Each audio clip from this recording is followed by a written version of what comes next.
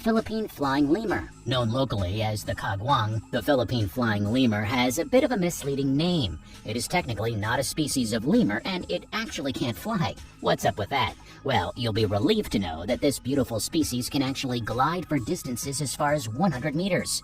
How does it do this? It has a foot-long tail that is connected to its front legs with a skin membrane. The result is a monkey-looking creature with big bat-like wings. They also have clawed feet for fast climbing. As a nocturnal creature, it spends its days fastened to the side of trees, sleeping and resting.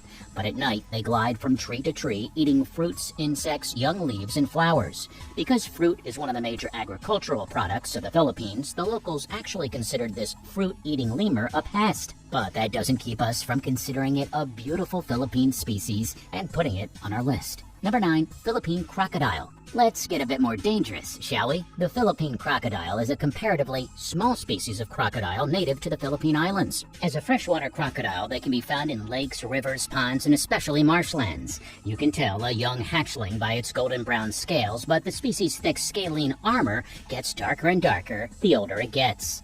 While you don't want to get too close to its broad jaws, its diet mostly consists of small mammals, birds, and lizards. But don't let that fool you. Into thinking that they're harmless to humans. Despite being a smaller breed of crocodile, they still usually grow 2 meters long, and the largest recorded Philippine crocodile was 3 meters or 9 feet long.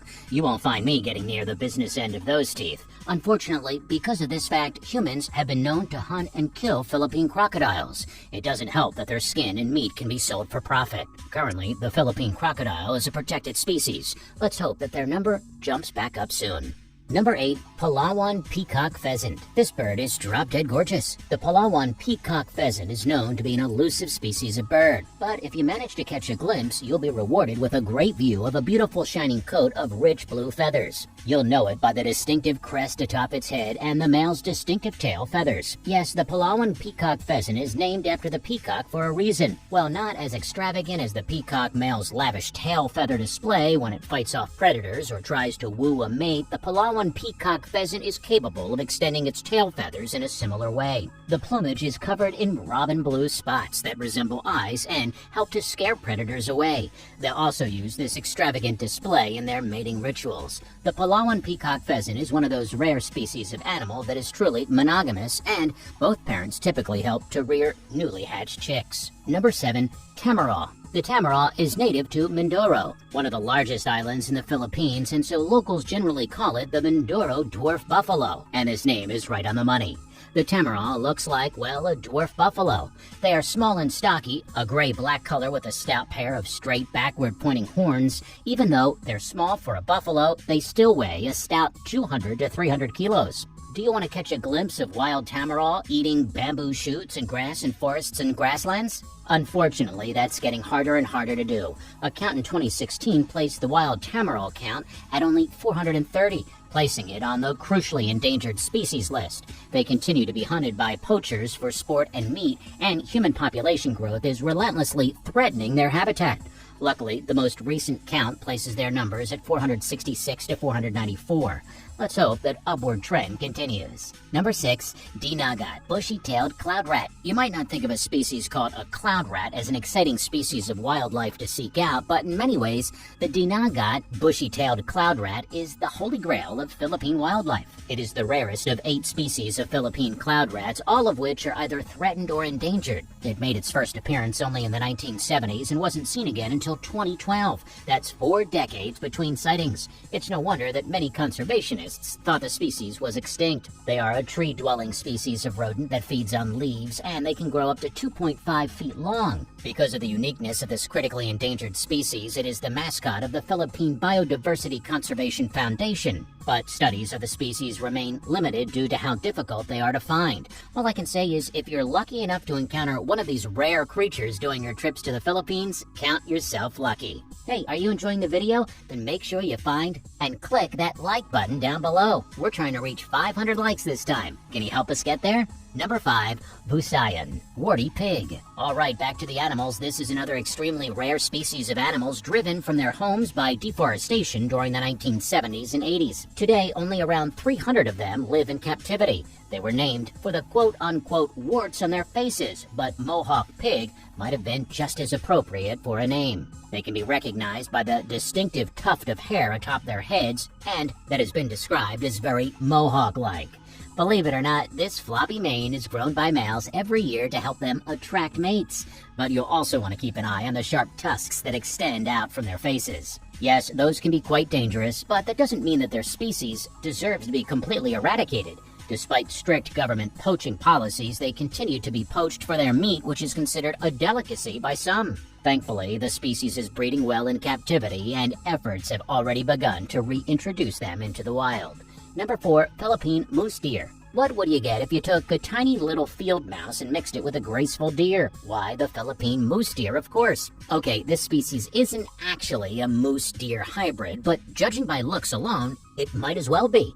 Only growing to 18 centimeters at the shoulders, they are hard to spot in their natural habitat, hiding amid thick vegetation. And if you do manage to find one, you'll only get the briefest of glimpses before it tiptoes away on its dainty little legs. Like many of the other species on the list, the Philippine moose deer has suffered a blow to its population from loss of habitat and hunting. Like the warty pig mentioned just before, its meat is considered a delicacy. Number 3. Whale shark.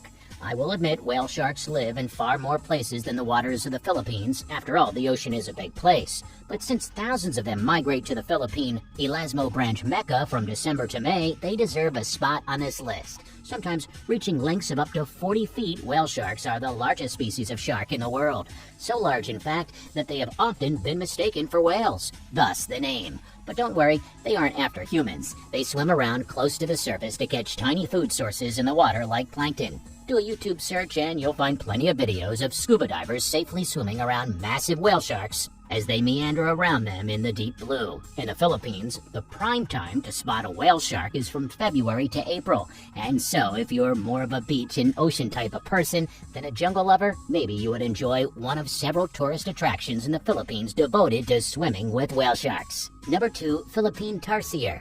Chances are you've seen one of these small primates pop up on YouTube before. Their distinctive appearance gives the Philippine tarsier plenty of airtime on wildlife programs like our own. With their long, spindly fingers, compact appearance, and absolutely massive eyes, there really isn't anything that looks quite like the tarsier. In my opinion, it constantly looks like it's just seen the most shocking thing it could have possibly imagined. It is one of the world's smallest primates, and everything about it is built for nocturnal life.